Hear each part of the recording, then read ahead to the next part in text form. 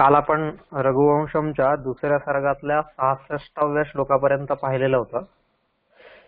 66व्या श्लोकात पाहिलं की राजा कशाप्रमाणे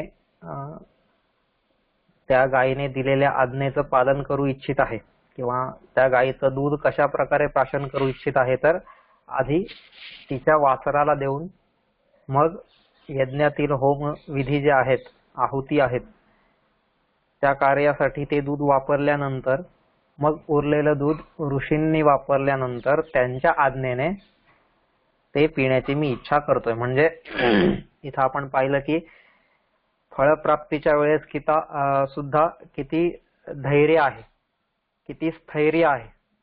याला स्थितप्रज्ञ जीवन म्हणतो आपण. स्थितप्रज्ञ कशाला म्हणतात तर जो सुख आणि दुःख दोन्हींमध्ये एक समान असतो,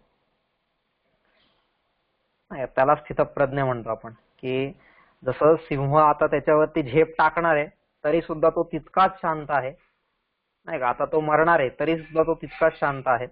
आणि आता त्याला हे ज्याच्यासाठी त्याने एवढ्या सगळ्या खस्ता खाल्लेल्या होत्या तो क्षण आता जवळ आलेला आहे, पण तशा वेळेस सुद्धा तो तितक्याच शांततेने त्याच्यापासून लांब थांबतोय. म्हणजे याला खरं आपण स्थितप्रज्ञ म्हणू, नाही का. सुख दुःखे समे कृत्वा लाभा लाभौ जया जयो, नाही का. हे जे आहे सुख दुःखे समे कृत्वा, सुख आणि दुःख दोघांमध्येही समान राहणं. आपल्या जीवनात तसं दिसत नाही आपल्याला. आपण कसं दुःख आलं की एकदम गळून जातो मग, आणि सुख आलं की एकदम हुरळून जाते. तर या दोन्ही गोष्टींमध्ये जो जीवनामध्ये सारखा राहिलेला आहे तो खऱ्या अर्थानं स्थितप्रज्ञ आहे. आणि तीच स्थितप्रज्ञाची जी काही लक्षणं असतील ती लक्षणं इथं राजा दिलीपाच्या या चरित्रामध्ये दिसतात. ठीक आहे. म्हणून असं हे एक महान चरित्र आहे ज्याचा आपण अभ्यास गेले काही दिवस करतोय. आता पुढचा आहे 67वा श्लोक. सगळ्यांकडे पीडीएफ असतीलच, पीडीएफ मध्ये पाहूया आपण. इत्थं क्षितीशे नवशिष्ट धेनुः विज्ञापिता प्रीततरा बभूव तदन्विता हैमवताच्च कुक्षेः प्रत्याययावाश्रममश्रमेण. पुन्हा एकदा वाचतो. इत्थं क्षितीशे नवशिष्ट धेनुः विज्ञापिता प्रीततरा बभूव तदन्विता हैमवताच्च कुक्षेः प्रत्याययावाश्रममश्रमेण. सुंदर. आता म्हणजे अशा प्रकारे तो निघालेला आहे परत, नाही का. ती गाय निघाली. म्हणजे काय म्हणतायत ते आता की क्षितीशेन इत्थं विज्ञापिता वसिष्ठ धेनुः प्रीततरा बभूव तदन्विता सती हैमवतात् कुक्षेः आश्रमेण आश्रमं प्रत्याययौ. असं ते म्हणतात. काय आहे की इत्थम, इत्थम म्हणजे अशा प्रकारे, अशा रीतीने, नाही का. क्षितीशेन, क्षितीश, क्षितीश म्हणजेच राजा, संपूर्ण पृथ्वीचा अधिपती. जसं आपण माग पण पाहिलेलं आहे ना, आसमुद्र क्षितीशानाम, तिथं पाहिलेलं आहे क्षितीश. मग तोच क्षितीशेन म्हणजेच राजाने, त्या राजाने. विज्ञापिता, विज्ञापिता म्हणजे विज्ञप्ती केलेला किंवा प्रार्थना केलेला किंवा प्रार्थिलेला. आता इथं स्त्रीलिंग आहे. विज्ञापिता म्हणजेच प्रार्थिलेली किंवा प्रार्थना केलेली किंवा विज्ञप्ती केलेली अशी वसिष्ठस्य धेनुः, वसिष्ठ ऋषींची गाय, वसिष्ठ मुनींची गाय. प्रीततरा बभूव, प्रीततरा, नाही का. तरतम भाव असतो की नाही, तर म्हणजेच त्याच्याहून बेटर, जास्त.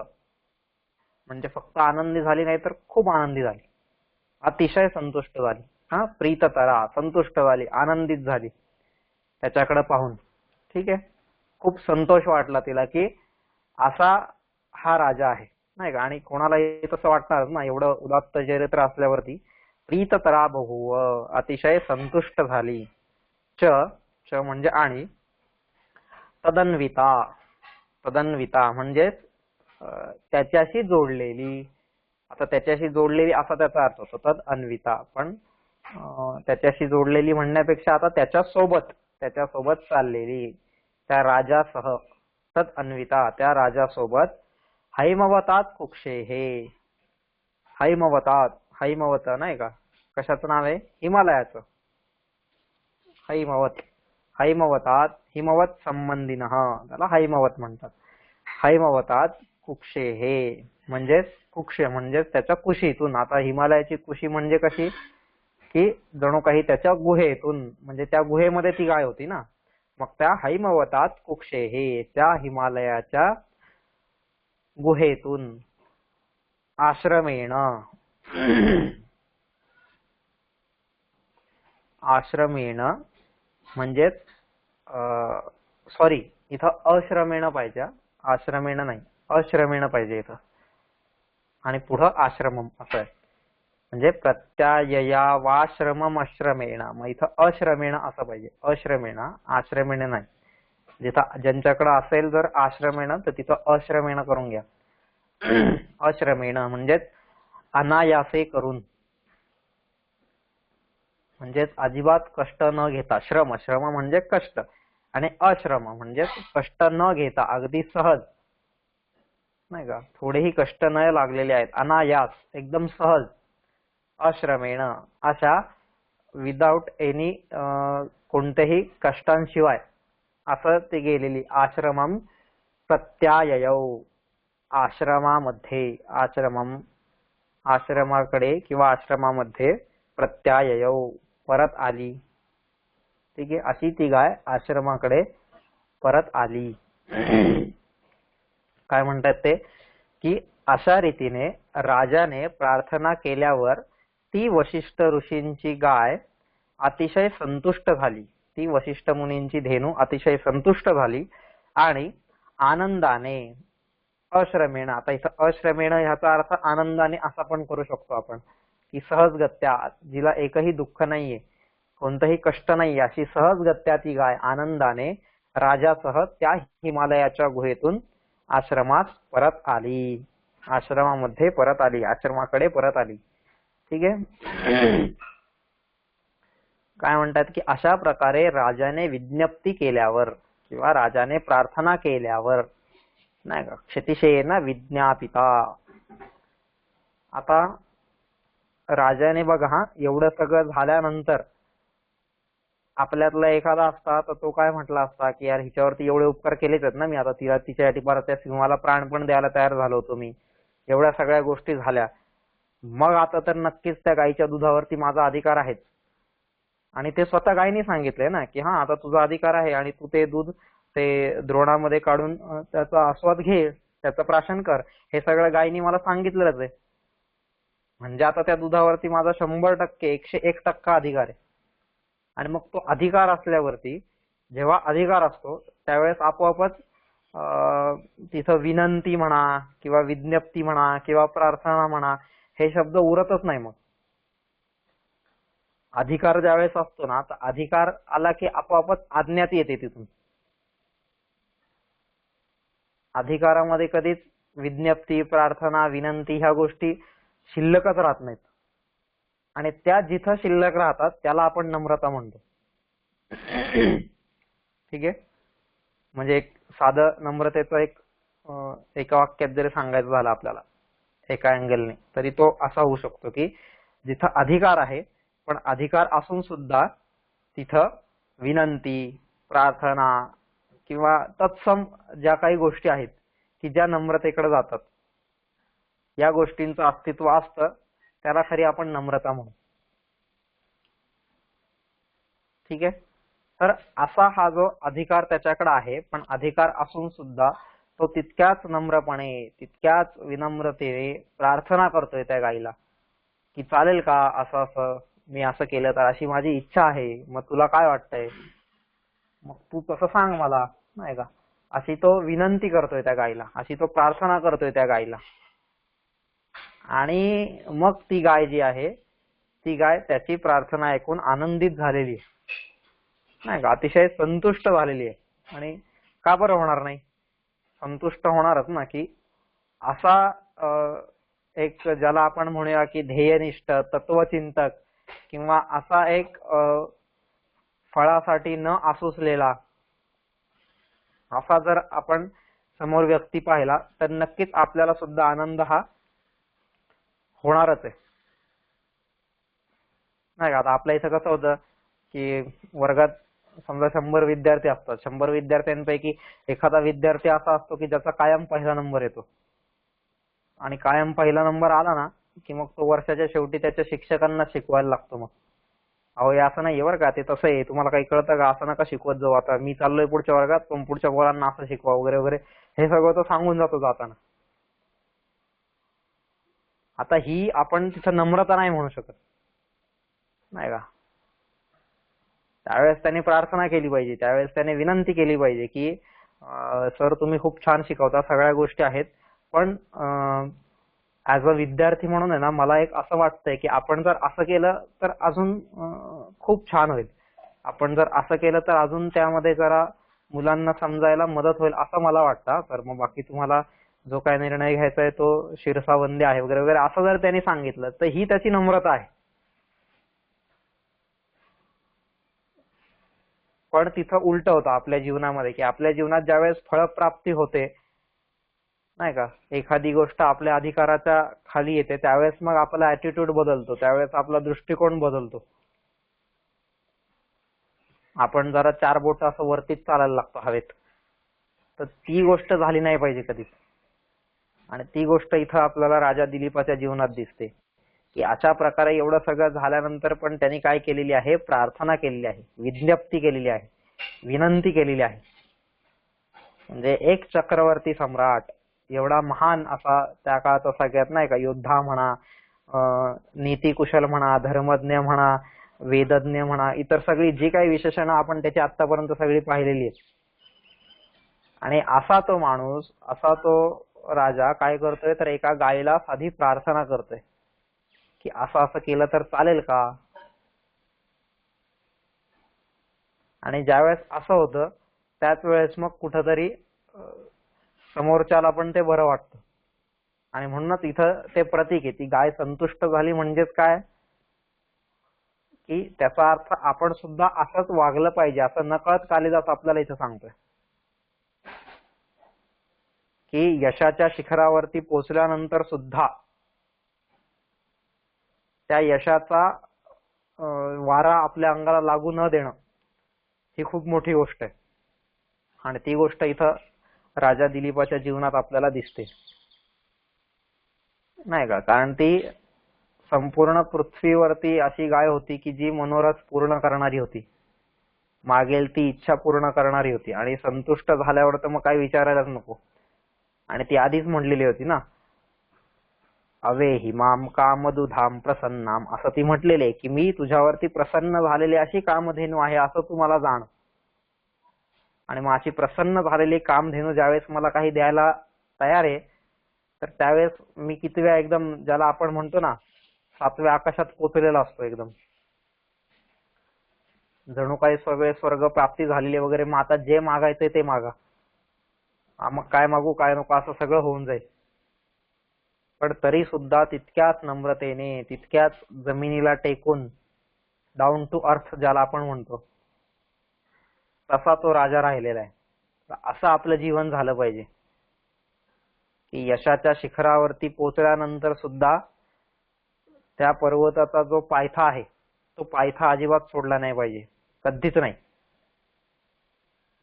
म्हणजे त्याचं ते एक उदाहरण असं आहे की शिवाजी महाराज ज्यावेळेस त्यांना वेश पालटून फिरावं लागत होतं, मध्ये काही काळ असा गेला जसा औरंगजेबाच्या तावडीतून तिकडून सुटल्यानंतर, कैदेतून सुटून आल्यानंतर, सुटून म्हणण्यापेक्षा पळून आल्यानंतर, तर त्याच्यानंतर मग त्यांचा काही काळ असा गेला की जिथं त्यांना वेषांतर करून राहावं लागत होतं. आणि वेषांतर करून इकडं तिकडं, नाही का, मग दाढी जटा जे काय असेल असं साधूचा वेश त्यांनी धारण केलेला होता असंच, आणि ते फिरत होते. आणि त्यावेळेस फिरता फिरता मग काय, दिवस मावळेल तिथं थांबायचं, नाही का, मिळेल तिथं जेवायचं, आणि असं करत करत ते आपल्या राज्यापर्यंत पोहोचत होते. आणि असंच थोडं एक दिवस ते दुपारच्या जेवणाला एका घरी थांबले. आणि एका घरी थांबल्यानंतर, आणि त्या काळात आपली ती परंपरा होतीच की आलेल्या अतिथ्याला किंवा साधूला किंवा संन्यासी आहे किंवा इतर जे कोणी आहेत त्यांना प्रत्येक जण बोलून बोलून घरी जेवायला आणायचे, नाही का. म्हणजे लोक जेवण तयार झालं ना, म्हणजे गृहिणींनी घरात जेवण तयार केलं की मग जो कोणी घरातला माणूस असेल, मुलगा असेल, इतर आजोबा असतील, जे कोणी असतील, ते बाहेर जाऊन वाट बघायचे की रस्त्याने कोणी संन्यासी चाललेला आहे का, कोणी साधू चाललेला आहे का, कोणी संत चाललेला आहे का, कोणी फकीर चाललेला आहे का, आणि त्याला जेवायला बोलवायचे. आणि तो जेवल्यानंतर हे लोक जेवायचे. अशी आपली संस्कृती होती. ठीक आहे. मग तसंच मग शिवाजी महाराजांना पण ते साधू आहे म्हणून, आता त्यांना काय माहिती नाही शिवाजी आहेत किंवा कोणी काय, त्यांना वाटलं साधू आहे म्हणून एक बोलवलं. आणि बोलवल्यानंतर जेवायला आले, बसले. आणि जेवायला वरण भात केला होता. बाकीचं असेल चपाती भाजी काय, पण ते वरण भात जो होता, आणि ते वरण आधी भात वाढला, आणि भात वाढल्यानंतर ती गृहिणी जी होती ती वरण घेऊन आली, डाळ घेऊन आली वाढायला.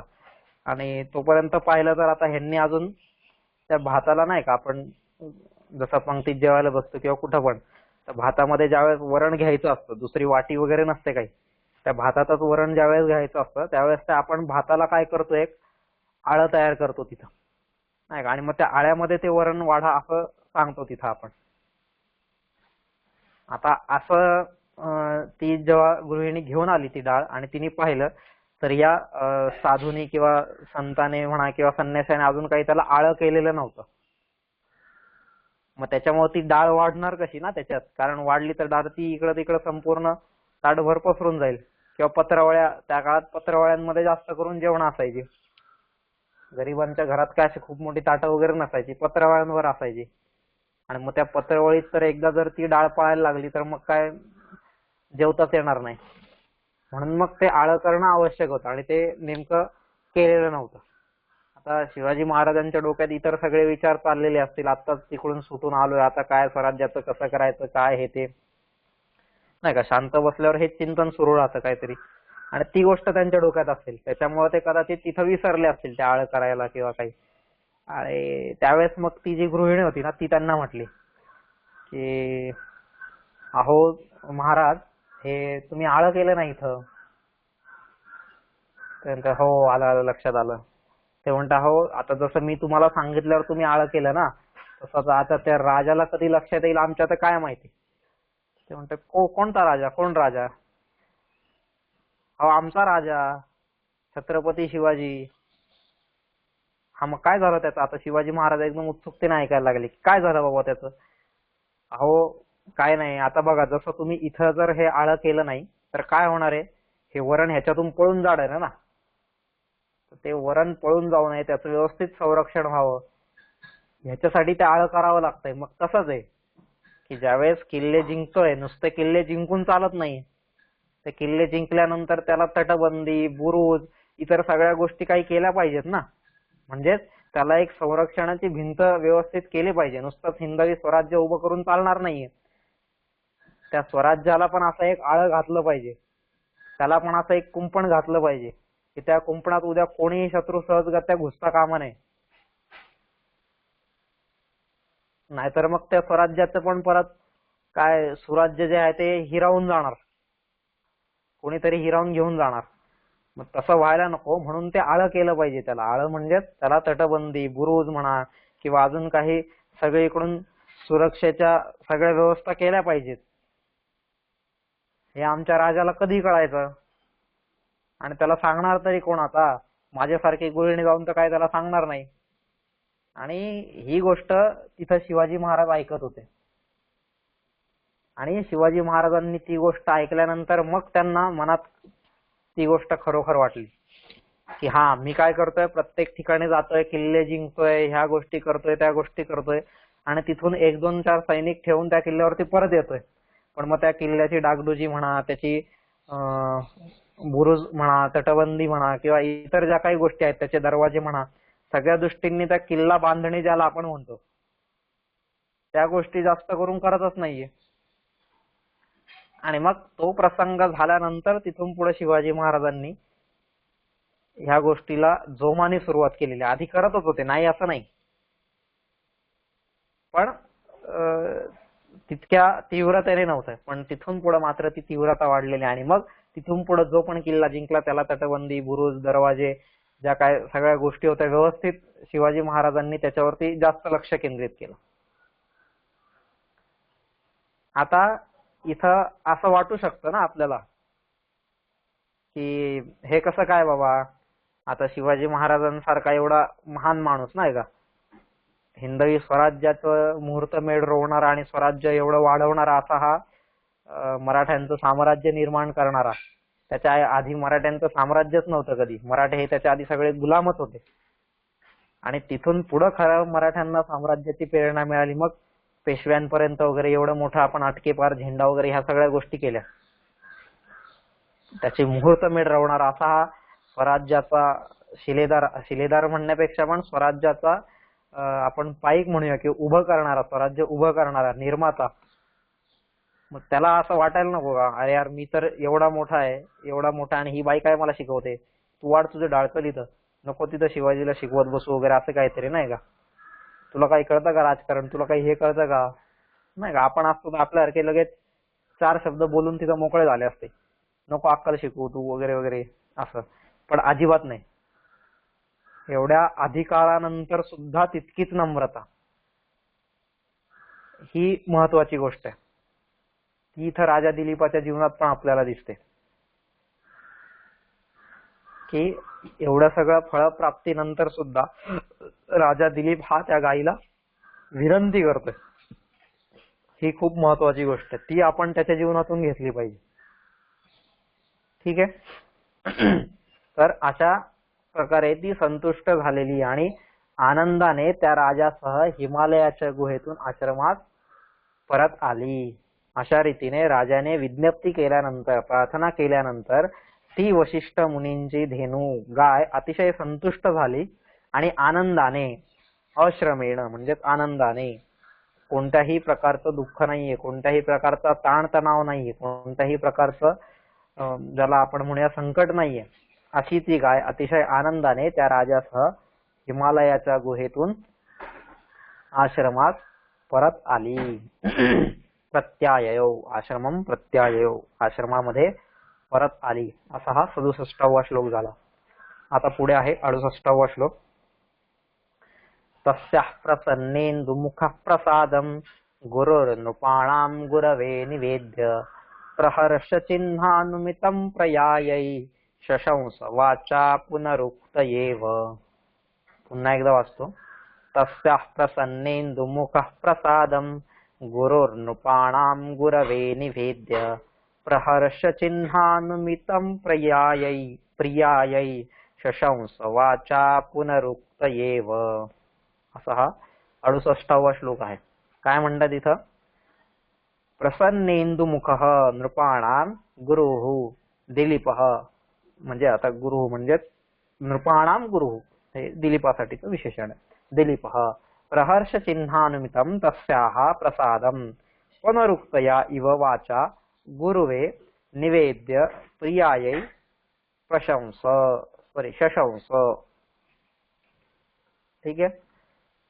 गुरवे शशंस.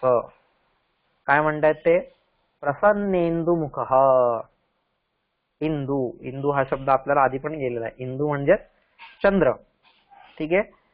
प्रसन्नेन्दुमुखः म्हणजेच आता प्रसन्न इंदुमुख म्हणजेच ज्याला आपण म्हणूया की प्रसन्न इंदू हा आपण कधी म्हणतो की सगळ्यात खूप भारी असा आपल्याला चंद्र दिसतोय नाही का, की हा एकदम खूप छान असा चंद्र असा कधी दिसतो, त्याला प्रसन्न इंदू असं आपण म्हणूया. तो म्हणजे पौर्णिमेच्या रात्री नाही का. आत्ताच मागे बुद्ध पौर्णिमा गेली. काय म्हणजे बुद्ध पौर्णिमेला तो चंद्र काय असतो नाही. एक मिनिट आपण जाऊ पुढं. की प्रसन्नेन्दुमुख म्हणजे पौर्णिमेच्या चंद्राप्रमाणे ज्याचं मुख आहे. प्रसन्नेन्दुमुख म्हणजे आता हे रूपकालंकार झाला हा एका प्रकारे, की पौर्णिमेच्या चंद्राप्रमाणे मुख असलेला असा राजा. नृपाणाम गुरुहू, नृपाणाम गुरुहू म्हणजेच राजांचा सुद्धा गुरु. आता राजांचा गुरु, इथं गुरु हा अर्थ, गुरु या शब्दाचा अर्थ काय की राजांमध्ये पण गुरु म्हणजे मोठा किंवा श्रेष्ठ किंवा सगळ्यात पराक्रमी किंवा ज्येष्ठ किंवा सगळ्यात शक्तिमान असा. गुरु या शब्दाचा अर्थ अनेक होतात ना. तर इथं गुरु म्हणजे श्रेष्ठ किंवा मोठा, सगळ्या राजांमध्ये, नृपाणाम सगळ्या राजांमध्ये जो श्रेष्ठ आहे असा राजा दिलीप. ठीक आहे. प्रहर्ष चिन्हानुमितम, प्रहर्ष चिन्हानुमितम, प्रहर्ष म्हणजे अतिशय आनंददायक, अतिशय आनंद देणारे किंवा आनंददर्शक असंही आपण म्हणू शकतो. प्रहर्ष अशा चिन्हानुमितम, अशा मनोविकारांनी कळून येणारा, अशा चिन्हांनी कळून येणारा, मनोविकारांनी कळून येणारा. ठीक आहे. चिन्हानुमितम आनंददर्शक, मनोविकारांनी कळून येणारा. प्रहर्ष चिन्हानुमितम आनंददर्शक, मनोविकारांनी जो कळून येतो असा, कळून येणारा.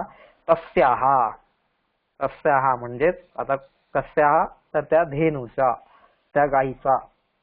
ठीक आहे. तस्याहा त्या गायीचा. प्रसादम, प्रसाद. आता प्रसाद हा शब्द आहे की अनुग्रह असा आपण म्हणू शकतो नाही का. प्रसाद, प्रसाद म्हणजेच त्या गायीचा अनुग्रह, त्या गायीची कृपा म्हणा किंवा असं काही. प्रसादम त्या गायीची कृपा किंवा त्या गायीचा अनुग्रह. ठीक आहे. वाचा पुनरुक्तया इव, वाचा, वाचा म्हणजेच वाणी नाही का, वाक. वाचा म्हणजे वाणी. त्या वाणीने जणू पुनरुक्ती करून, पुनरुक्तया इव वाणीने जणू पुनरुक्ती करून नाही का. आता इव शब्द आलेला इथं, केल्याप्रमाणे असं होऊ शकतं की वाणीने पुनरुक्ती केल्याप्रमाणे असं येऊ शकतं, किंवा मग वाणीने जणू पुनरुक्ती करून असं सुद्धा होऊ शकतं. हा उपमा अलंकार आहे. गुरवे गुरुला, निवेद्य. आता गुरुला निवेद्य, गुरुला निवेदन करून. ठीक आहे. म्हणजेच गुरुला सांगून. गुरवे निवेद्य गुरुला सांगून. प्रियायै शशंस प्रियेला सांगता झाला, प्रियेला सांगता झाला असं तो म्हणते. प्रियायै शशंस म्हणजेच काय, संपूर्ण श्लोकाचा अर्थ की पूर्ण चंद्राप्रमाणे ज्याचे मुख प्रसन्न झाले होते अशा त्या राजश्रेष्ठाने आनंददर्शक मनोविकारांनी कळून येणारा असा त्या धेनूचा अनुग्रह तातडीने जणू त्याची पुनरुक्ती करून गुरुला निवेदन केला व नंतर आपल्या राणीला किंवा पत्नीला सांगितला. ठीक आहे. म्हणजे धेनूचा अनुग्रह तोंडाने जणू त्याची पुनरुक्ती करून गुरुला निवेदन केला व नंतर आपल्या राणीला, पत्नीला किंवा प्रदक्षिणेला सांगितला. ठीक आहे. असा हा पुढचा श्लोक आहे 68वा. काय म्हणता याच्यामध्ये की सगळ्यात पहिले ते सांगतात की प्रसन्नेन्दुमुखः, प्रसन्नेन्दुमुखः.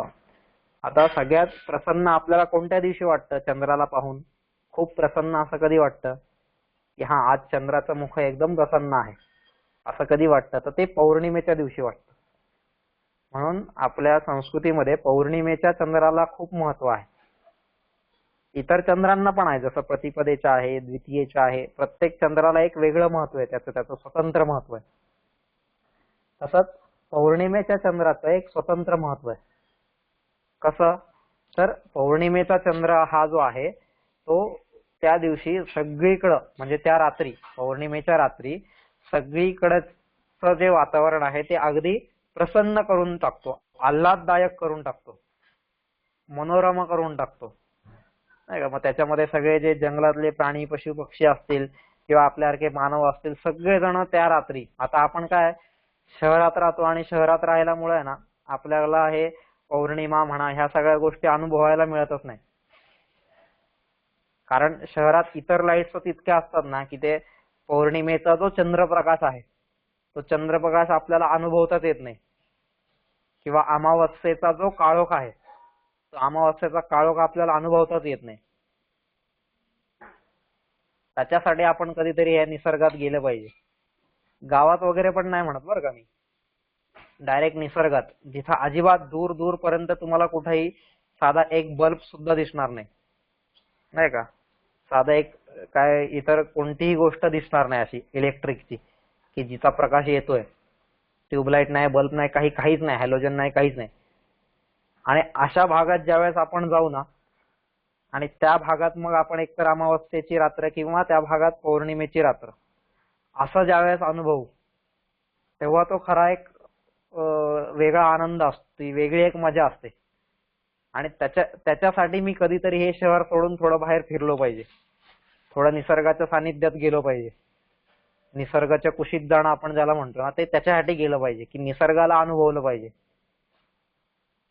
कारण निसर्ग हा आपल्याला खूप काही शिकवतो दरवेळेस, म्हणून त्या निसर्गाकडे आपण गेलं पाहिजे. मग असा हा जो प्रसन्नेंदुमुख म्हणजेच पौर्णिमेच्या चंद्राप्रमाणे, पौर्णिमेच्या चंद्राचं खूप महत्व आहे. आता बौद्ध पौर्णिमा जी झाली, आपण दरवर्षी काय करतात आपल्या इथं की वन्य प्राण्यांची जी गणना होते, त्यांचं जी प्राणी गणना होते ती दरवर्षी होते. आणि दरवर्षी ही आपली जशी माणसांची जी गणना असते, नाही का, ही गणना कधी होते, दर 10 वर्षांनी होते. तशी प्राण्यांची दरवर्षी होते.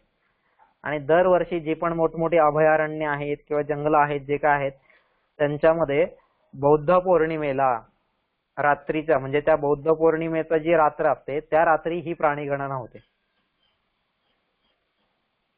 का? कारण त्यावेळेस सगळीकडचं गवत सुकलेलं असतं, प्राणी आपोआपच पाणवठ्याजवळ येत असतात, तहानेने व्याकुळ असतात, नाही का, ऐन उन्हाळ्याचे दिवस असतात, नाही का, झाडांमध्ये पण म्हणजे खाली जंगलामध्ये पण जास्त दाट असं गवत असं नसतं उगवलेलं, सगळं सुकलेलं असतं. आणि त्यावेळेस ते प्राणी सहजगत्या दिसू शकतात.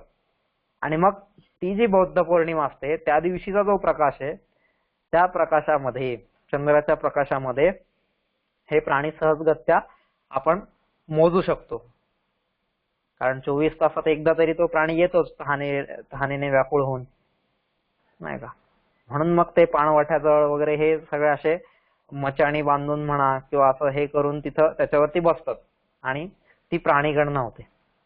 मग ती जर कोणी अनुभवलेली असेल तर तो एक, ज्याला आपण म्हणूया की एक वेगळा दिव्य असा अनुभव असतो, तो कधीतरी जीवनात अनुभवता आला पाहिजे. त्याच्यासाठी ते लोक ऍप्लिकेशन्स पण मागवतात. कारण एवढी प्राणी गणना करायची आहे तर एवढे त्यांना लोक कुठून भेटणार ना, एवढे प्राणी मोजायला, म्हणून ते ऍप्लिकेशन्स मागवतात. मग ते आपण सुद्धा अप्लाय करू शकतो त्याच्यामध्ये की मला पण या वर्षीच्या प्राणी गणनेमध्ये सहभागी व्हायचंय. आता जसं हे आता 2020 वर्ष आहे, तर ह्या वर्षी तर कोरोना आल्यामुळे ती प्राणी गणना झालीच नाही, पण तशी दरवर्षी होते. तर कधीतरी तो अनुभव घेऊन पहा की ते जे पौर्णिमेचा चंद्र आहे, आणि अशा जंगलामध्ये, खोर जंगलामध्ये त्यावेळेस असतो आपण एकदम, की तिथं तुम्हाला दूर दूर पर्यंत कुठंच अजिबात एक लाईट दिसत नाही की काहीच नाही. तिथं तुम्ही तुमचे टॉर्च पण लावायची नसते, इतर काहीच नसतं. आणि मग त्या चंद्राच्या प्रकाशामध्ये तो सगळा अनुभव घ्यायचा असतो. मग ती जी प्रसन्नता आहे, मग ते जे आल्हाददायक वातावरण आहे, मग ते मनोरम्य मनोहारी असं जे सगळं दृश्य आहे, तर अगदी ते कशामुळे होतंय, सगळं त्या पौर्णिमेच्या चंद्रामुळे. मग असा प्रसन्नेंदुमुख की पौर्णिमेच्या अशा त्या पूर्ण चंद्राप्रमाणे ज्याचं मुख प्रसन्न झालेलं आहे, असा तो नृपाणाम गुरुहू, असा तो राजांचा गुरु, म्हणजे राजांमध्येही श्रेष्ठ, राजांमध्येही वीर पराक्रमी, राजांमध्येही सगळ्यात आदर्श असा जो राजा होता. त्याच्यासाठी हे वापरलेले विशेषण आहे की तो जसा प्रसन्न चंद्र आहे पौर्णिमेचा, अगदी त्याचप्रमाणे ज्याचं मुख झालेलं आहे. आणि का नाही व्हावं? कारण या सृष्टीमध्ये जी कामधेनू आहे, ती कामधेनू साक्षात आज माझ्यावरती संतुष्ट झालेली आहे, प्रसन्न झालेली आहे. मग ह्याच्यापेक्षा जगात कोणती मोठी गोष्ट असू शकते? आणि अशी जर गोष्ट असेल, आणि तो जो आनंद आहे मनातला, तो आनंद जोपर्यंत आपण शेअर करत नाही, जोपर्यंत आपण दुसऱ्याला सांगत नाही, तोपर्यंत आपल्या मनामध्येच तो असतो आणि मनामध्ये ते भाव असल्यामुळं आपोआपच ते भाव आपल्या चेहऱ्यावरती प्रकट होतात, नाही का. मग ते दुःख असो, सुख असो, काही पण असो, ते जोपर्यंत आपण सांगत नाही ना तोपर्यंत ते भाव आपल्या चेहऱ्यावरती तरंगतच राहतात, चेहऱ्यावरती तरळतच राहतात ते. आणि मग तसंच आहे की इथं या राजाच्या मुखावरती पण तो जो आनंद होता तो आनंद आपोआपच त्याच्या मुखावरती तरंगू लागला किंवा तरळत राहिला असं आपण म्हणू शकतो, की आनंद संपूर्ण चेहराभर व्यापून राहिला होता, अगदी त्या पौर्णिमेच्या चंद्राप्रमाणे. पौर्णिमेचा चंद्र आपण पाहिला की जसा सुंदर दिसतो तसाच एकदम इथं राजाचा पण प्रसन्न चेहरा दिसत होता. आणि नृपाणाम गुरुहू असं त्याच्यासाठी विशेषण वापरलेलं आहे, की सगळ्या राजांचा जो गुरु आहे, गुरु म्हणजे सगळ्या राजांमध्ये जो श्रेष्ठ आहे, सगळ्या राजांमध्येच ज्याला महत्वाचं स्थान प्राप्त झालेलं आहे असा तो आहे बरं का, साधा सुद्धा राजा नाही. हे सगळे राजे त्याच्याकडे आदर्श म्हणून बघतायत, सगळे राजे त्याच्याकडे एक श्रेष्ठ राजा म्हणून बघतायत, नाही का. असा तो राजा दिलीप. आणि पुढे काय म्हणतात ते, प्रहर्ष चिन्हानुमितम, आणि आनंददायक अशा आदर्श किंवा आनंददर्शक अशा मनोविकारांनी कळून येणारा, प्रहर्ष चिन्हानुमितम तस्याहा प्रसादम, त्या धेनूचा प्रसाद, त्या धेनूची कृपा, कृपा प्रसाद ज्याला आपण म्हणूया, किंवा त्या धेनूचा अनुग्रह, नाही का. आता हा अनुग्रह कशातून प्रकट होतोय तर प्रहर्ष चिन्हानुमितम, की त्या गायीच्या सुद्धा ज्या आनंददायक मनोविकार आहेत त्या आनंददायक मनोविकारांनी कळून येते, नाही का. म्हणजे एखादी गाय असेल, बैल असेल, जे पण असतील ना ते पण आनंदात आहेत की दुःखात आहेत हे आपल्या त्यांच्या हावभावावरून, त्यांच्या चालीवरून, उठण्या बसण्याच्या क्रियांवरून आपल्याला लगेच कळून येतं, की हा आज काहीतरी हा मूड मध्ये दिसत नाही, ही गाय काहीतरी मूड मध्ये दिसत नाही, काहीतरी झालेलं आहे, नाही का. म्हणजे जो खरा शेतकरी असतो त्याला ती गोष्ट लगेच कळून येते, नाही का. शेतात समजा चाललेला असेल आणि असं वरून दिसतच नाही ना की काय झालंय, पण त्याला त्या बैलाच्या हावभावांवरून, त्याच्या डोळ्यांवरून, नाही का, त्याच्या खाण्याच्या पद्धतींवरून किंवा त्याच्या चालण्याच्या पद्धतींवरून किंवा त्याच्या शेतात काम करण्याच्या पद्धतींवरून त्या शेतकऱ्याला लगेच कळतं की हा काहीतरी आज माझ्या बैलाचं बिनसलेलं दिसतंय, हा आज काहीतरी गडबड झालेली दिसते. आणि ती बाह्य गडबड असेल तर ती सोडवतो लगेच, नाही का. तो संपूर्ण त्या बैलाला एकदम शिंगापासून खाली खुरापर्यंत सगळीकडे तपासून बघतो. मग कुठंतरी त्याला लक्षात येतं की हा त्या बैलाच्या खाली खुरामध्ये एखादा खिळा रुतलेला आहे किंवा काहीतरी झालेलं आहे, आणि मग तो खिळा तो काढून टाकतो. मग बैल पुन्हा एकदम असा आनंदी होतो. म्हणजे हे जे आहे आनंदी असणं, दुःखी असणं, हे त्या प्राण्यांचं सुद्धा आपल्याला कळून येतं, पण आपण त्यांच्या तितकं जवळ गेलो पाहिजे, नाही का. आपण कधीतरी एखाद दिवशी त्या गोठ्यात जाणार आणि बघणार, अरे नाही कुठं काय कळतं याच्यात, तसं नाही. किंवा आता ज्यांच्या घरी समजा मांजर पाळलेली, कुत्रा पाळलेला काही असेल तर त्यांना पण ही गोष्ट लक्षात येईल, नाही का, की आज कुत्रा काहीतरी एकदम त्याचं बिनसलेलं दिसतंय किंवा आज खूपच आनंदात आहे, किंवा ह्या सगळ्या ज्या गोष्टी आहेत ते त्यांचे भाव, त्यांचे जे मनोविकार आहेत ते मनोविकार सहजगत्या कळून येतात. जो त्यांच्या जवळचा आहे त्यालाच ते कळतात, सगळ्यांना नाही कळत. तसं नाही का, आई असते तर आईला तिच्या बाळाला भूक लागली आहे का तिच्या बाळाला दुसरं काय होतं हे आईला लगेच कळतं, तिला काय सांगायची गरज नाही पडत, नाही का. बाहेरचा येणार 10 वेळा इकडे खेळणं वाजव, खोकळ वाजव, तिकडे अजून काही कर, नाही का. त्याला गाई दाखव, त्याला कुत्रा दाखव, त्याला बैल दाखव, ह्या सगळ्या गोष्टी बाहेरचा माणूस करतो जेणेकरून ते बाळ रडणं थांबवेल. आपण म्हणतो यार तासभर झाला मी किती हे केलं ते केलं पण तरी ते बाळ रडायचं थांबतच नाहीये. अरे पण तुला ते का रडतंय ही गोष्टच तुला कळली नाही ना, की त्याला आता भूक लागलेली आहे, त्याची भुकेची वेळ झालेली आहे म्हणून ते रडतंय. किंवा ते पण कारण नसेल, कदाचित 10 मिनिटं त्याची आई त्याच्या दृष्टीपासून लांब गेलेली असेल, मग त्या आईच्या ओढीने ते बाळ रडत असेल. पण हे फक्त आणि फक्त त्याच्या आईलाच कळतं, इतरांना कळतच नाही ह्या गोष्टी. मग तसंच येतं की हे जे आनंददर्शक मनोविकार जे आहेत हे कोणाला कळू शकतात, जो त्या गायीच्या जवळ गेलेला आहे. मग कोण आहे, एवढ्या 22 दिवसांपासून जो त्या गायीची सेवा करतोय, आणि सेवा म्हणजे काय, दिवस रात्र 24 तास सेवा करतोय, नाही का. त्याची सेवा कशी होती ही पाहिली आपण सगळी मागं. तर अशी आदर्श सेवा करणार आहे तर त्याला तिचे मनोविकार कळणार नाहीत का? सहजगत्या कळणार ना.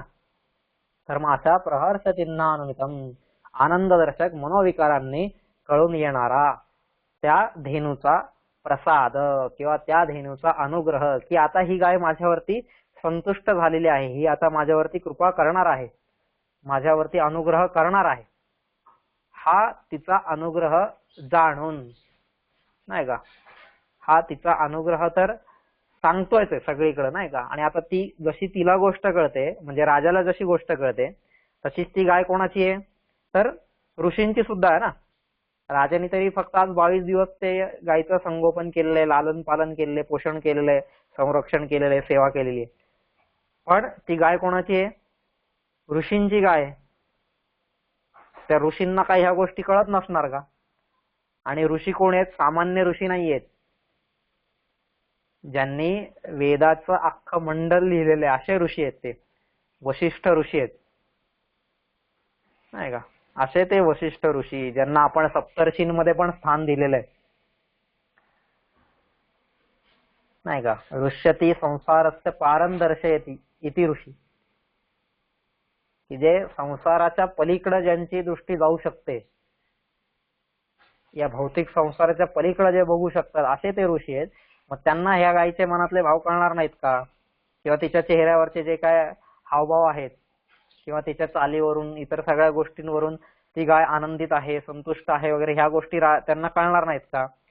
सहजगत्या कळणार ना. आणि तसंच सुदक्षिणा जी आहे त्या सुदक्षिणेला पण, नाही का. आता सुदक्षिणेला तरी समजा जास्त नाही कळणार असं आपण म्हणूया, कारण दिवसभर ती गाय वनात फिरायची आणि रात्री आली की समजा गोठ्यात झोपत असेल गाय किंवा जे काय असेल, त्यामुळे सुदक्षिणेला जास्त येत नसेल. पण ऋषींना तर कळायचंच ना या सगळ्या गोष्टी. पण अशा त्या धेनूने अनुग्रह केला आहे, त्या धेनूने कृपा केली आहे, ती धेनू आता संतुष्ट झालेली आहे राजावरती, ही गोष्ट त्या गायीला पाहून ऋषींना लगेच कळणारच ना. तिच्या हावभावांवरूनच कळणार. जसं आहे ना की समजा एखाद्या दिवशी आपण, नाही का, आता आज परीक्षेचा रिझल्ट आहे आणि परीक्षेचा रिझल्ट आणायला गेलेला आहे मुलगा. आता ते जुन्या काळाचं सांगतो हा एकदम, आता तर नाही, आता काय सगळ्यांना ते घरात बसून ऑनलाईनच कळतं लगेच.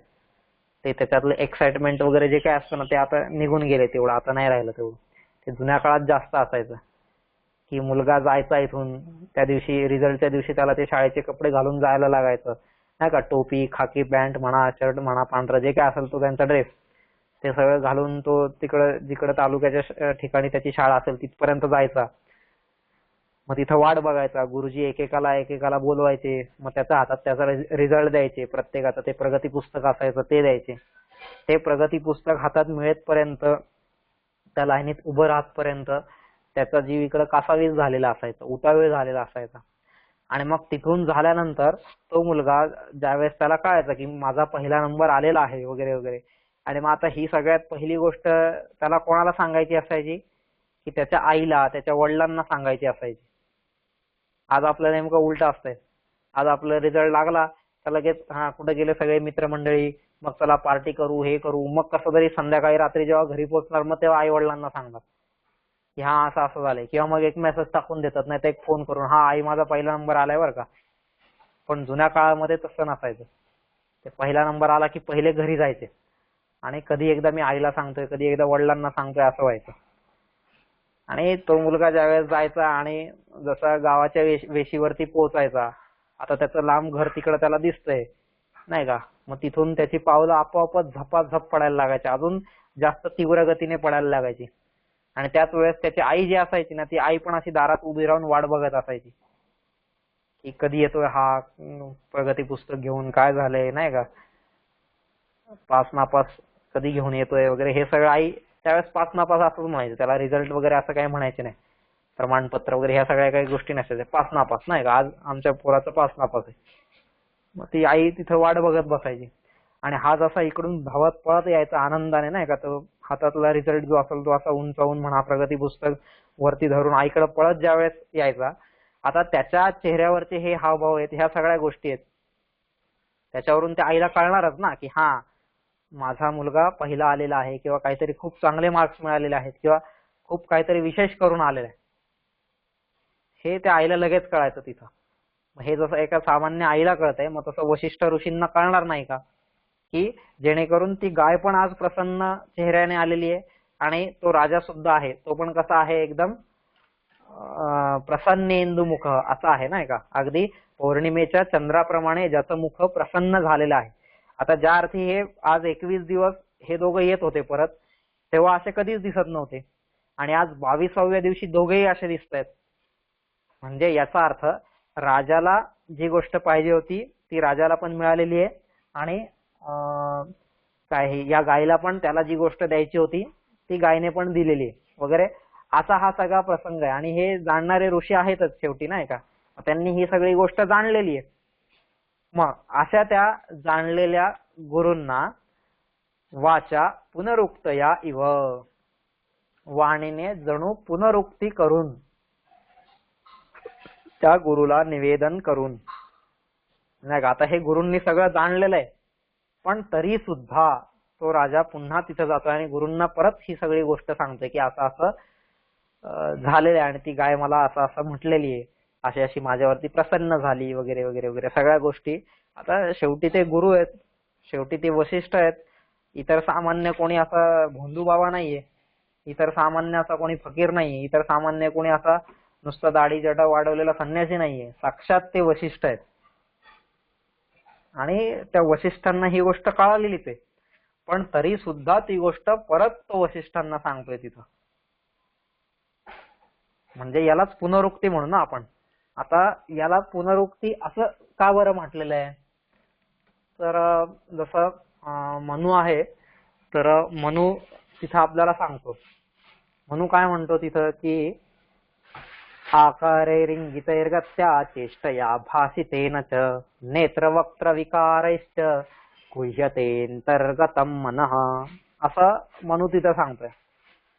मनुस्मृतीमध्ये काय म्हणतोय मनु की आकारैरिंगितैर्गत्या चेष्टया भासितेन च नेत्र वक्त्र विकारैः च गृह्यते अंतर्गतम मनः.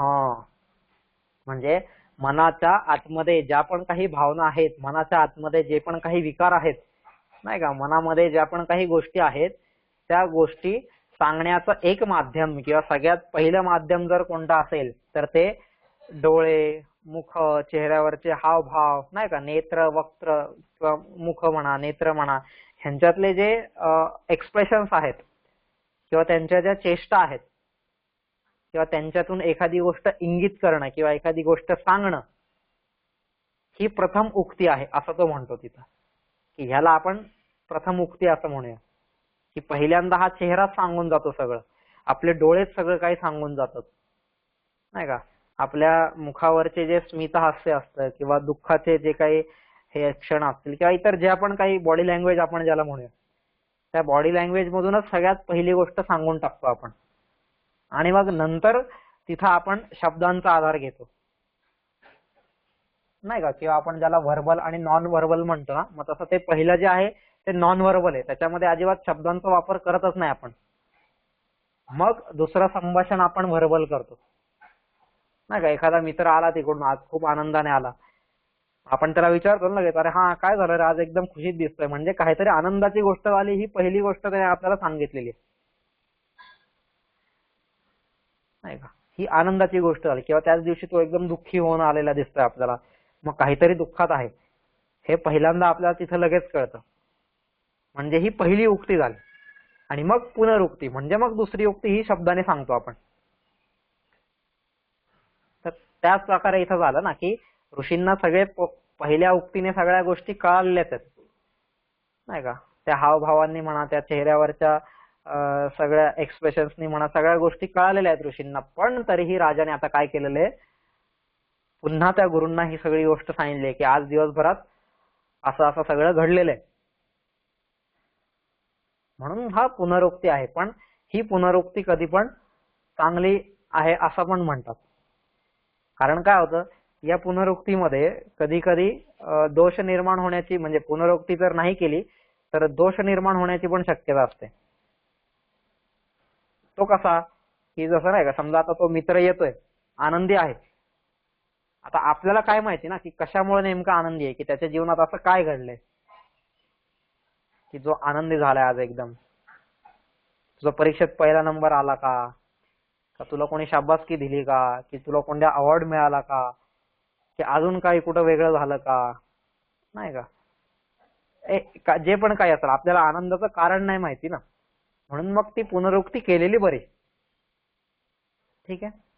म्हणून मग अशा प्रकारे त्या राजाने सुद्धा काय केलेलं इथं पुनरुक्ती केलेली आहे. कोणाला पुनरुक्ती करून, वाणीने जणू पुनरुक्ती करून, कोणाला गुरवे, गुरुला, वशिष्ठ ऋषींना पुनरुक्ती करून निवेद्य, परत सगळं निवेदन केलं, परत सगळी गोष्ट सांगितली, काय काय घडलं आज दिवसभर, कसं कसं झालं, मग कशी ती गाय गुहेत गेली, कसा तो सिंह तिच्यावरती बसला, कसं माझा हात अडकला, माझे बाण अडकले, माझं संपूर्ण शरीर एकदम खांबासारखं स्थिर झालं, मग कसा त्या सिंहाशी माझा संवाद झाला, मग कशी त्यांनी त्याची ओळख दिली, मग कसं हे झालं ते झालं, सगळ्या सगळ्या सगळ्या गोष्टी करत करत करत आणि शेवटी कशी ती गाय माझ्यावरती प्रसन्न झाली, हा सगळा प्रसंग त्याने परत निवेदन केला. कोणाला निवेदन केला आधी? गुरूंना. ठीक आहे. आणि गुरूंना सांगितल्यानंतर, गुरूंना निवेदन केल्यानंतर मग काय झालंय, प्रियायै शशंस, आणि मग त्याच्यानंतर आपल्या प्रियेला, आपल्या राणीला किंवा जी सुदक्षिणा आहे त्या सुदक्षिणेला त्यांनी हा सगळा प्रसंग सांगितला. ठीक आहे. आता आनंददर्शक मनोविकारांनी कळून येणारी जी गोष्ट आहे ती पुन्हा तोंडाने सांगणं, यालाच पुनरुक्ती इथं म्हटलेलं आहे बरं का. पुनरुक्ती या शब्दाचा इथं हा असा अर्थ आपण या मर्यादेमध्ये घ्यायचा आहे की चेहऱ्यावरचे आनंददर्शक सगळे मनोविकार त्याच्याद्वारे कळून येतच एखादी गोष्ट, पण तरी सुद्धा ती तोंडाने सांगणं, शब्दांचा वापर करणं, त्याला इथं पुनरुक्ती म्हटलेलं आहे. इतर ठिकाणी पुनरुक्ती म्हणजे कसं असतं की मग आपल्या जीवनात पण बऱ्याचदा पुनरुक्ती असते, पण आपली पुनरुक्ती वेगळी असते. आपल्यामध्ये असं हे मनोविकारांनी आलेली पुनरुक्ती नसते. आपल्यामध्ये कसं असतं, आता खूप असे वक्ते असतात, खूप भाषणकर्ते असतात, किंवा आपल्यासारखे सामान्य लोक पण असं बोलताना आहे ना बऱ्याचदा ती पुनरुक्ती होत असते आपल्याकडून. कसं, समजा उदाहरण म्हटलं आपण की हो त्याने गाईचं गोमूत्र आणलं. आता गाईचं गोमूत्र आणलं हे काय झालं, ही पुनरुक्तीच झाली ना, त्याला पुनरुक्ती दोष म्हणतात. अरे गोमूत्र हा जो शब्द आहे त्या गोमूत्र शब्दामध्येच काय येतंय, गाईचं मूत्र असं आहे ना, असा त्याचा अर्थ आहे. गोमूत्र म्हणजेच गाईचं मूत्र. मग आता त्याने गाईचं गोमूत्र आणलं असं काय सांगायची गरज आहे तिथं परत. मग आता हा जो गाईचं गोमूत्र हे जे आहे याला पुनरुक्ती दोष म्हणतात. ठीक आहे. आता आपण ज्यांचा भाषेचा जास्त अभ्यास नसतो वगैरे वगैरे, आपल्या नुसतं आपण जे जिभेला वाटेल ते आपण म्हणत जातो, नाही का. म्हणून माणसाने भाषा कधी पण शिकल्या पाहिजे, नाही तर मग आपण पण हे असे पुनरुक्ती दोष आपल्यामध्ये येतच जातात. गाईचं गोमूत्र असं नको व्हायला. ठीक आहे. तर असं किंवा आपण ह्याच्यात बऱ्याचदा असं पण ऐकतात की काही डॉक्टर असतात आयुर्वेदातले म्हणा किंवा इतर, हा त्या झाडाची जी मूळ आहे ना त्या मुळाची मुळी काढ असं ते सांगतात बरं का आपल्याला. त्या मुळाची मुळी काढ असं बऱ्याचदा असं ऐकायला मिळतं. आता मुळाची मुळी म्हणजे काय परत सरळ सांग ना, त्या झाडाचं मुळी काढून आण किंवा त्या झाडाचं मूळ काढून आण. तर मुळाची मुळी हे काय झालं, हे परत पुनरुक्ती दोष झाला. तर असे पुनरुक्ती दोष होऊ नयेत आपल्या जीवनामध्ये. पण इथं मात्र ही जी मनोविकारांनी कळून येणारी गोष्ट आहे आणि ती पुन्हा शब्दांच्या आधारे सांगणं, ही जी पुनरुक्ती आहे ती दोष मानली जात नाही. ठीक आहे. हे सांगण्याचं इथं तात्पर्य. नाही तर आपण म्हणू की हा पुनरुक्ती दोष झाला, म्हणजे बरेच काही अभ्यासक म्हणतात इथं हा की इथं पुनरुक्ती दोष झालेलाच आहे. तर हा पुनरुक्ती दोष नाहीये. तर ते जे मनोविकार आहेत ते मनोविकार पुन्हा प्रकट करणं शब्दांमध्ये. जसं नाही का आता गीतेमध्ये ज्यावेळेस अर्जुनाला विश्वरूप दर्शन झालेलं आहे 11व्या अध्यायामध्ये, आणि त्याच्यामध्ये काय काय आहे कसं कसं आहे नाही का. मग त्याच्यामध्ये तो अर्जुन सांगतो की दिवी सूर्य सहस्रस्य भवेद्युगपदुत्थिता यदि वा सदृशी स्यात् भासस्तस्य महात्मा. संजय पण सांगतो तिथं, अर्जुन पण सांगतोय, दोघंही सांगतात की असं असं सगळ्या गोष्टी झालेल्या आहेत. आता संजय तरी सांगतोय, इथं धृतराष्ट्राला सांगतोय, पण त्यावेळेस अर्जुन कोणाला सांगतोय ही गोष्ट? अर्जुन तर ज्यांनी हे सगळं रूप दाखवलेलं आहे त्यालाच परत सांगतोय अर्जुन, नाही का, की मला हजारो हात दिसत आहेत, वक्त्राणि ते त्वरमाणा विशन्ति दंष्टाकरालानि भयानकानि केचिद् विलग्ना दशनान्तरेषु सदृश्यन्ते चूर्णितैरुत्तमाङ्गैः यथा नदीनां बहवोऽम्बुवेगा समुद्रमेवाभिमुखा द्रवन्ति तथा नमामि नरलोकवीरा वगैरे वगैरे. ह्या सगळ्या ज्या गोष्टी आहेत पुढं असं खूप आहे, ते सगळे बरेचसे श्लोक आहेत त्या 11व्या अध्यायात. त्या सगळ्या श्लोकांमध्ये अर्जुन सांगतो की अरे मला कसं रूप दिसतंय तुझं, काय होतंय, हे होतंय, ते होतंय. अरे आता ते तुला मी विचारलंय का मी कसा दिसतोय? मला 10 हात आहेत, 1000 हात आहेत, नाही का. तर हे तुला काही विचारलंच नाही ना मी, की एका वेळेस हजारामध्ये आकाशामध्ये 1000 सूर्य चमकतात, एवढा प्रकाश आलाय, हे सगळं आलंय. अरे हे सगळं मला माहितीये का, तर तुझ्या चेहऱ्यावरूनच मला हे दिसतंय की तू एकदम आश्चर्यचकित झालेला आहे. हे भगवंताला तिथं माहितीच आहे ना. पण तरी सुद्धा अर्जुन पुन्हा शब्दांमध्ये ते सांगतोय की असं असं सगळं दिसतंय मला. पश्यामी देवांस्तव देव देहे सर्वांस तथा भूत विशेष संग, नाही का. ह्या ज्या सगळ्या गोष्टी आहेत हे अर्जुन तिथं पुन्हा पुन्हा सांगतोय. किरीटिनं गदिनं किरणं तेजो राशिं सर्वतो दीप्तिमंतम दीप्तानलार्कद्युतिमप्रमेयम, नाही का. हे जे सगळं आहे हे वारंवार अर्जुन का सांगतोय? त्याच्या चेहऱ्यावरचे भाव काय कृष्णाला वाचता आले नसते का? आणि त्यावेळेस तर तो कृष्ण नव्हताच, साक्षात ते योगेश्वर स्वरूप होतं ते, नाही का. साक्षात ते विश्वरूप होतं, साक्षात ते परब्रह्माचं स्वरूप होतं. आणि मग ते जर आहे तर त्याला ह्याच्या चेहऱ्यावरचे भाव कळणार नाही का, की ह्याला काय सांगायचंय, काय म्हणायचंय? पण तरीही अर्जुन पुन्हा ते भाव सांगतोय की अरे हे सगळं सगळं असं आहे. थोड्या वेळाने अर्जुन हे पण म्हणतोय की अरे बस बस, आता हे जे तुझं रूप आहे ना, हे रूप पाहून आता मी घाबरलेलो आहे. आता बस, आता हे रूप नको दाखवू मला, आता हे बंद कर. आता तुझं ते परत नॉर्मल रूप जे होतं ना त्याच्यावरतीच ये तू. हे बस बस, पाहिलं मी, पण याच्या आता मला खूप भीती वाटायला लागली ह्याची, हे तू ठेवून दे. म्हणजे त्याच्या मनातले भीतीचे भाव पण तो सांगतोय, त्याच्या मनातले आनंदाचे भाव पण तो सांगतोय, त्याच्या मनातले आश्चर्याचे भाव पण तो सांगतोय. आणि खूप सुंदर ते वर्णन केलेले त्या सगळ्या भावांचं 11व्या अध्यायामध्ये. मग ते भाव सांगणं म्हणजेच काय, एक प्रकारची पुनरुक्तीच झाली ना ती. पण त्याला पुनरुक्ती दोष म्हणत नाहीत. चेहऱ्यावरचे भाव किंवा बॉडी लँग्वेज मधले जे भाव आहेत ते पुन्हा सांगणं हा पुनरुक्ती दोष होत नाही. पण एखाद्या वाक्यामध्ये जसं आपण इकडे पाहिलं गाईचं गोमूत्र म्हणा, की तीच गोष्ट पुन्हा पुन्हा सांगणं ह्याला पुनरुक्ती दोष म्हणतात. तर तसा पुनरुक्ती दोष इथं आलेला नाही. उलट ही पुनरुक्ती ही आवश्यकच असते. म्हणून वेळोवेळी अनेक प्रसंगांमध्ये आपल्याला ही पुनरुक्ती झालेली दिसते. शिवाजी महाराजांचा प्रसंग आहे की तोरणा जिंकून येतात, जिजाबाईंनी सांगितलेलं असतं ना, हा तोरणा आपल्याला जिंकायचा, जिंकून येतात. आता येतात सगळीकडे जय जयकार होत असतो ना का, जय शिवाजी, जे काय त्यावेळेस त्यांचे मावळे म्हणत असतील, हर हर महादेव, इतर ज्या काही घोषणा असतील.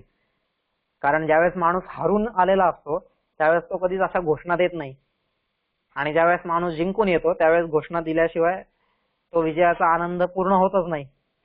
मग आता जिजाबाई बसलेल्या आहेत घरात, आणि ज्यावेळेस तिकडून महाराज येत आहेत, शिवाजी महाराज गड जिंकून, हर हर महादेव वगैरे या सगळ्या घोषणा झालेल्या आहेत, त्यांच्यावरती पुष्प वृष्टी होते, या सगळ्या गोष्टी जिजाबाई पाहत आहेत. म्हणजे याचा अर्थ जिजाबाईंना कळाला नाही का की हा माझा शिवाजी किल्ला जिंकून आलाय म्हणून. आणि शिवाजी महाराजांना ही गोष्ट कळाली नाहीये का की जिजाबाईंना आता लक्षात आलेलं आहे की मी किल्ला जिंकलेला आहे.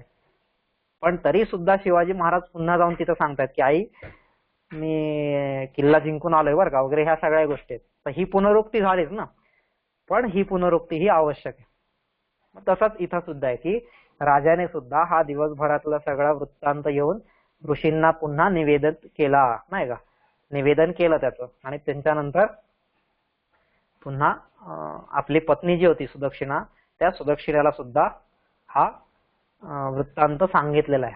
ठीक आहे. असा हा 68वा श्लोक आहे की पूर्ण चंद्राप्रमाणे ज्याचं मुख प्रसन्न झालं होतं अशा त्या राजांमधल्या श्रेष्ठ राजाने किंवा राजांच्या गुरुने असं पण आपण म्हणू शकतो, पण गुरु हा शब्द तुम्ही वेगळ्या अर्थाने घ्याल म्हणून सांगतो की श्रेष्ठ, की अशा श्रेष्ठाने अशा त्या राजाने आनंदवर्षक मनोविकारांनी कळून येणारा असा त्या धेनूचा अनुग्रह, त्या धेनूची कृपा तोंडाने जणू त्याची पुनरुक्ती करून गुरुला निवेदन केला आणि नंतर आपल्या राणीला किंवा पत्नीला किंवा सुदक्षिणेला सुद्धा सांगितला. असा हा 68वा श्लोक झालेला आहे. ठीक आहे. आता 59 पासून आपण 69 पासून उद्या पाहूया. ठीक आहे.